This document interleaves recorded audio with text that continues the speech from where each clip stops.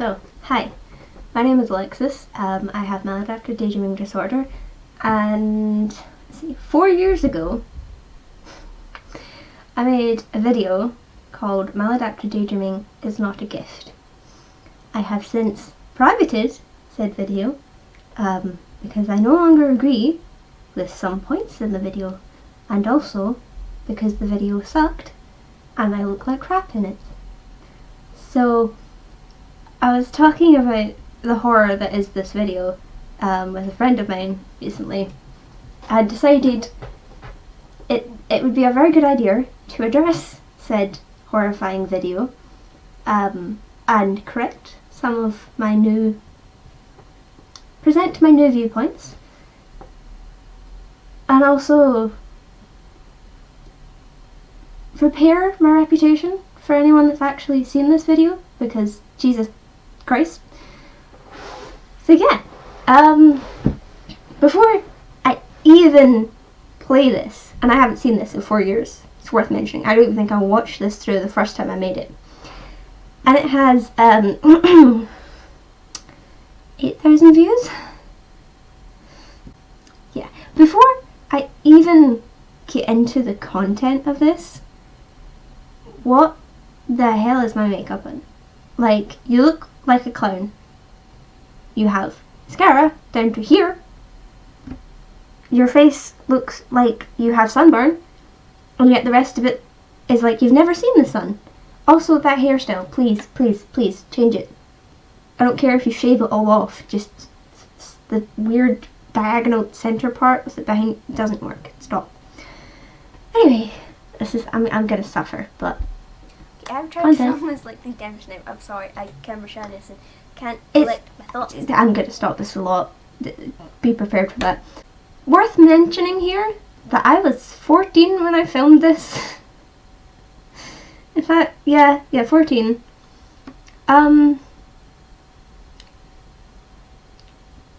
My voice is not developed, and you should not be on the internet. But yeah, hi. I need to say hi. I've just been like continuing on from the last one.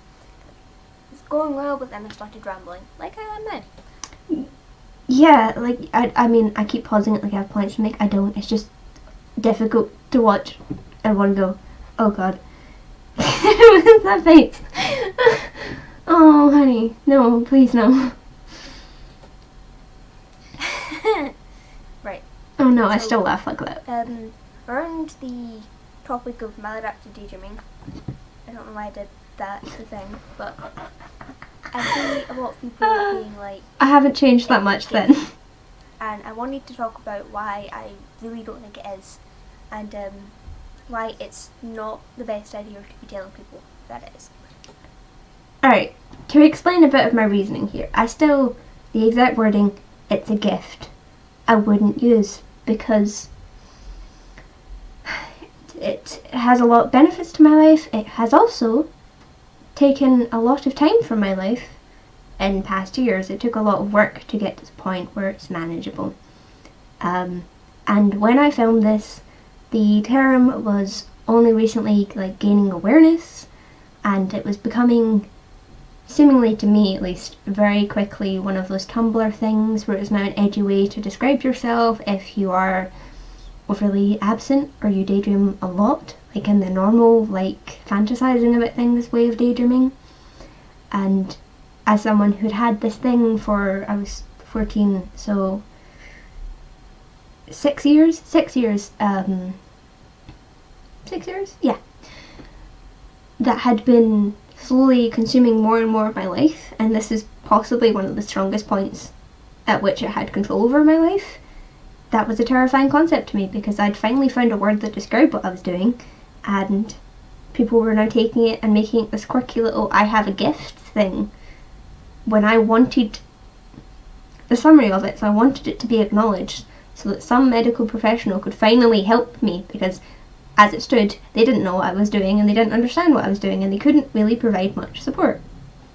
But anyway. So basically, to start off, okay, you know what? I ramble so much. I am in fact going to turn this up speed-wise, because otherwise we'll be here all day. One of the main symptoms of maladaptive daydreaming disorder. I say disorder because a lot of people who say it's a gift don't like to call it that because it's like, oh, it's not a disorder, it's something you should be proud of. It doesn't need diagnosed. And you continue on to say that's not true. Oh, I'm so patronising. I'm so patronising. Why am I so patronising? Oh my god. Also, behold, cat. Oh, I love how I backtrack on this, like, literally not many videos after as well. This is hard to watch. One of the main symptoms is repetitive actions. The most common ones I've seen, I know there's others and they can be destructive in their own senses, but the most common ones I've seen are pacing, running, or walking outside. Pacing is inside, the others are outside. A lot of people do these to the point where it causes them a lot of pain. What I mean by that is I have no control over my vocal cords. This is... Oh. I mean, I'm not that much better now, but please validate me in the comments. My voice has improved, right? I'm more clear, and it sounds less like I can't think of a metaphor, but she is having trouble getting words out that mouth.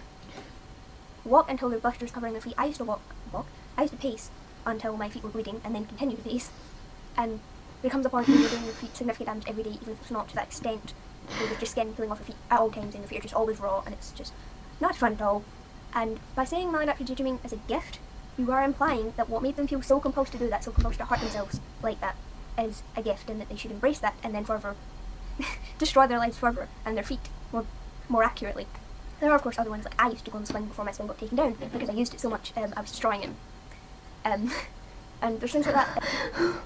Oh, sorry, that nervous laugh there. Story time, which I'll maybe make into a full story time if anyone's interested, but too long didn't read of it, is I had a wooden swinging set in my back garden for most of my childhood.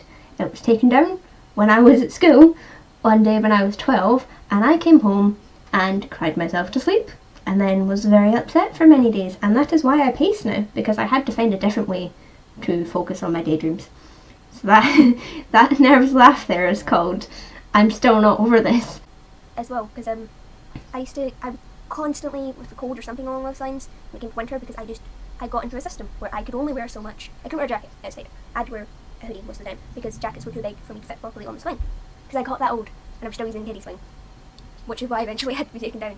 But so I used to be constantly ill because of it, and I was still grabbing myself for and also my the backs of my legs got pretty bad at some point. I had rashes a lot of the time, and when I didn't have rashes, they were just sore or things of that nature, basically. So really, no matter what your repetitive action is, it can get pretty bad. What I saw, this is what I'm talking about, like little. Oh my god, you're already ghost. Thank you.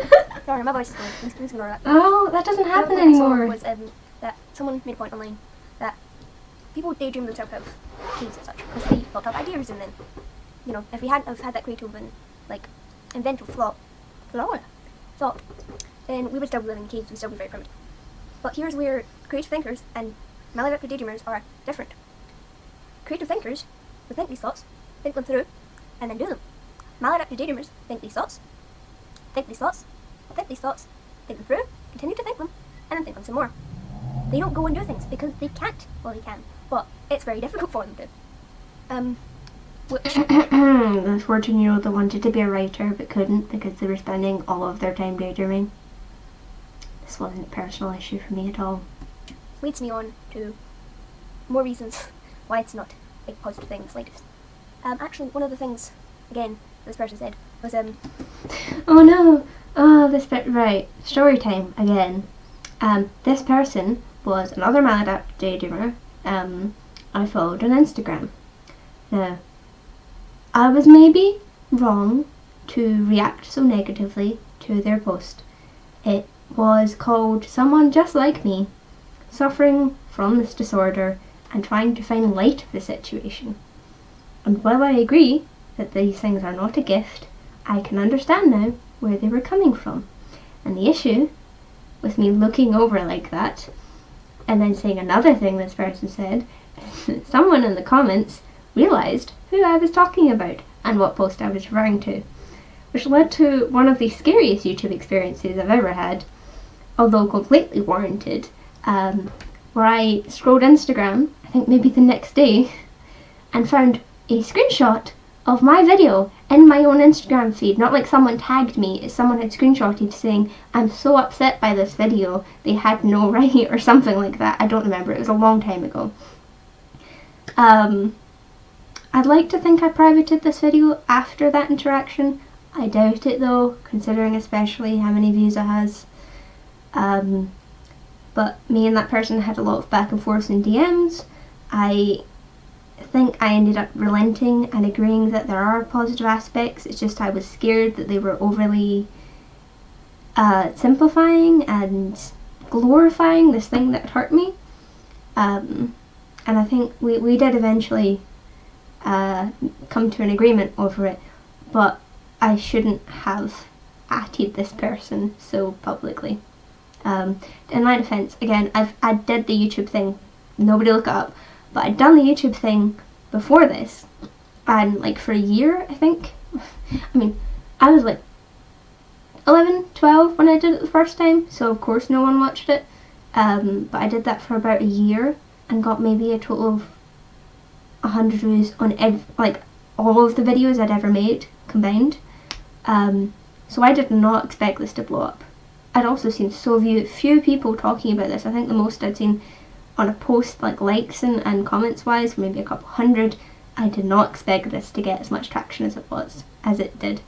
I was venting. I was putting my own opinion out there because I didn't have another way to do so.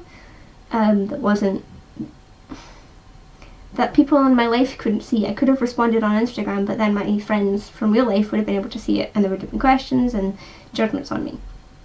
So yeah, I apologise for talking about this person. I shouldn't have. If I knew what their URL was, I'd ask them and ask if I could put them in this, as in tag them or something, but it was so long ago I don't even remember what their URL was, and it's probably changed since then. They were convinced that society was teaching them that they disliked their daydreams. And one of the main things they said is, if you genuinely dislike your daydreams, you would have stopped, but you haven't because you love them. The reason, it's not that simple, stopping. I don't know where people get the idea that it is. I think it's only people that genuinely do it just as like a normal kind of creative thinker way. But maladaptive daydreaming disorder is not just wanting to daydream a lot or having a lot of daydreams. I think this is where daydreamers and maladaptive daydreamers are really seriously separated. I have to, this is really interesting, because I am simultaneously saying maladaptive daydreaming is negative, and also the same point I just made in a video I just filmed. I just filmed the video with Unique Souls, like on Skype, closed Skype and started recording now, where I was talking about why I'm not quitting maladaptive daydreaming, and it's weird how much this relates, but I have a point here, because the whole, if you didn't like your daydreams you would stop. No, because there's a common misconception that the reason maladaptive daydreamers daydream is because they daydream about nice things and they want to continue. It's not always true. You are not in control of your daydream content for the most part. Especially at that time, I do think my daydreams were particularly violent at the moment. And the implication that I was enjoying all of them was hurtful. I don't really have anything more to say on that, but yeah, if you think people can just stop, if you think people are only daydreaming because they enjoy the content and nature of their daydreams, you do not understand maladaptive daydreaming disorder. And I wish I had a better capability to explain it to you, but the words are not coming to me right now. You're right, Flint. I'm not sure, right. Clearly not then either. If you've ever had a panic attack, you will know how much they should be avoided, how much you want to avoid them. And to explain why I'm hesitating, that most people these days in this society think that they've had a panic attack because they've had, well, what they really had is moderately, I'm not saying it wasn't scary, but moderately anxious moment in their life, which is fair enough. So, since I know more about these things now, to put in, what I mean is, what I'm talking about here is the difference between having a panic attack and having an anxiety attack. Anxiety attacks are scary, they suck, they're horrible, but I was one of these people. I had anxiety attacks a lot, and, oh god, I paused that in a bad place. I had anxiety attacks a lot in my childhood, and I called them panic attacks because they were horrible, and I didn't have a marker to mark what was bad and what was just bad. Later in life I did have an actual panic attack. The whole my heart's beating so fast I think I'm dying, I need to sit down because I cannot stand up, like the whole my body is shutting down kind of panic attack, and I've had a few since. And yeah, I would say excessive daydreaming and maladaptive daydreaming, one thinks they understand the other, but it's not at the same level that the other is. But the difference between a panic attack and a scary moment, I'm doing a lot of differences here. Debunking things, yay! Debunking things, yay! Oh, that's thumbnail material. Where's that face? Oh, debunking things, yay! You're 14. You don't know anything about this. You're not a licensed medical professional. You're still not. Please, enough with the authoritarian speaking. You don't know what you're on about. Guys, don't take anything. I take everything I say with a grain of salt, because I still don't know what I'm talking about. I want to talk about daydreaming a lot. Should wait for this to. Right. Why did I film this in front of a window? Have you ever been so terrified of something, anything, doesn't have to be that big deal, that you thought not what you were scared of, but the symptoms of your fear were going to kill you? So you thought you were going to have a heart attack, or... Okay, I assumed I hadn't had a panic attack yet, but I think I've just proved myself wrong. So this is obviously not long after I had the realisation of, oh, I've had anxiety attacks my whole life, panic attacks are so much worse, oh my god. Like suffocate, or things of that nature. Not what you thought was scary, but like you thought you were in the last couple moments of your life, and you thought that fear, that intense fear, was going to be the end of you. What am I wearing? That's what you're dead. End of story. That is what a panic attack is. It is not being intensely afraid. It's not finding it hard to breathe. It's finding it hard to breathe, or being intensely afraid. Well, it's not finding it hard to breathe, but you get what I mean. So bad that you think that these things are going to kill you. That is what happens when a maladaptive daydreamer tries... tricky problem. Struggling. Oh, honey. Tries to stop daydreaming. When they get the urge, they're like, no, I'm not going to do this. And then, my dad is in the shed outside, and I'm really scared, and he's seen me talking to myself. Not unusual anymore. Anyway. Why did I do that? Okay. I don't know, it made a really loud banging noise. Why did you do it? And then they're like, no. Which is when the strange kind of panicky feeling starts building up. And that can build on to a full-out panic attack. And more often than not, I found, this is probably not true, this is just the way it entirely felt in the moment, and still, to be honest, feels now. I'm sorry, I'm starting to really lose my train of thought here. Anxiety is fun. My voice is entirely going. What? Oh, anxiety. It's fun. The only way I found I could make that stop without waiting, sitting there curled up in a ball, feeling petrified to the ends of my soul, was to get up and daydream anyway. Screw your getting recovered. I'd rather not die. So, it's not that simple. And again, why would a gift cause you that kind of terror? That's my question. I sound like a Nissan, and that's not. These kind of things. I'm literally pausing my video to read this person's post. I'll just accept it. Listen, it hides your makeup. That's a good thing. Please. Thank you. Right. I think that's the real main points I wanted to make. Oh yeah, they always pointed out that, every story you've ever read, every TV show you've ever seen, was created by someone who is a creative thinker, who can think of characters, think of plots and stuff the way that maladaptive daydreaming would.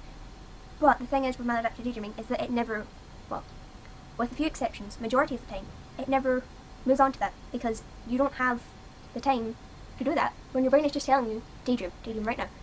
We're talking like... Okay. I don't even want to comment on this because I don't know how to properly articulate what I feel about that. Most people, I'd say maladaptive daydreaming is fairly rare, otherwise it would be more well known. I didn't unpause you, sure help. So most movies and stuff were written by creative people, yes, but maladaptive daydreaming isn't about being overly creative. It's not creativity gone awry. It's this very specific need to...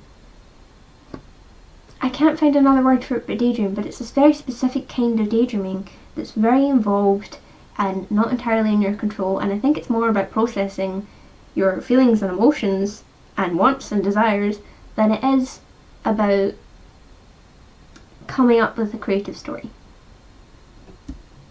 Because again, you can't control the content of your daydreams. If you could control their content, you would be writing a story. But for the most part, you're watching. Yes, sometimes we have some semblance of control, but it's not always there. Right, ignore that thing a minute. My brain is all over the place. I'm sorry. I hope this makes somewhat sense. I'm uploading it anyway. Screw it. Well, maybe you shouldn't. Maybe. Oh, I should never upload this. Honestly. Oh, that's my train of thought again. Oh, brilliant. Oh, that's great. Oh, you can hear my dad's motorbike in the background, and I just don't care. There's also the embrace your daydreams, which is what most people think it's a gift tell you to do. Fair enough, embrace something that makes you happy. But you could, if you want someone to embrace something in a healthy fashion, don't tell maladaptive daydreamers to go any further with it. Because to be honest, at the moment they're probably still doing it too much. For a maladaptive daydreamer to fully embrace their daydreams the way they want to, they would stop sleeping, they would stop being hygienic, they would stop eating, drinking, doing anything other than daydreaming. It would probably kill them fairly quickly. Common thing that occurs along with maladaptive daydreaming is insomnia, because one, they can't stop daydreaming long enough to sleep, or sometimes they get to bed and then they daydream in bed instead, and then they can't fall asleep because of it, and they don't want to get out of bed in the morning because again they're sitting there daydreaming. And definitely in my case, I found, as I feel like this is an experiment, don't just out curious, not just like suddenly I'm like, I'm a daydreamer. Just because that's the way it sounds. I'm defending myself too much now. Don't mind my scatterbrain. Okay. You are, especially considering you're attacking someone random. Seriously unhealthy at a certain point. Like my friends for a while were convinced I had an eating disorder because of how I lied. You do have okay, right. For anyone else who's like this, you do have an eating disorder. You don't have to deliberately be avoiding eating food to have an eating disorder. There is a such thing called EDNOS, eating disorder not otherwise specified, which includes stuff like not eating because you've decided that whatever you're doing is more important, whether that be daydreaming or doing something actually productive. And also, part of the reason you didn't eat, don't use this as an excuse, is because you have anxiety, and when I get anxious, my appetite goes away. So as the person, I remember this was a point me and that person who made this post discussed, where she was saying the reason my life is difficult is because of my anxiety, which is feeling my need to daydream more than my actual daydreaming. I definitely think they're related. Daydreaming is still a problem, which I had to get a hold of, but dealing with my anxiety first made that a lot easier. So I see now she had a point, definitely. And hygiene as well, to be honest, if we were honest about it. There are days where we just really don't want to go take a shower or have a bath, because then you have to stop daydreaming long enough to concentrate on what you're doing, because you don't want soap in your eyes and all that jazz. So by asking a daydreamer to embrace their daydreams, you're asking them to throw their entire life and their entire well-being out of it, to be honest. So yeah. To be honest, what she means is, that's what I felt like you were telling me, and I'm offended that and scared that you told me that. Just clarifying. You speak your mind, darling. I think that's all the points I had to say. I'm going to start rambling now if I don't stop. So, yeah. Let me know what you think. I guess, if anyone sees this, I'm very sorry.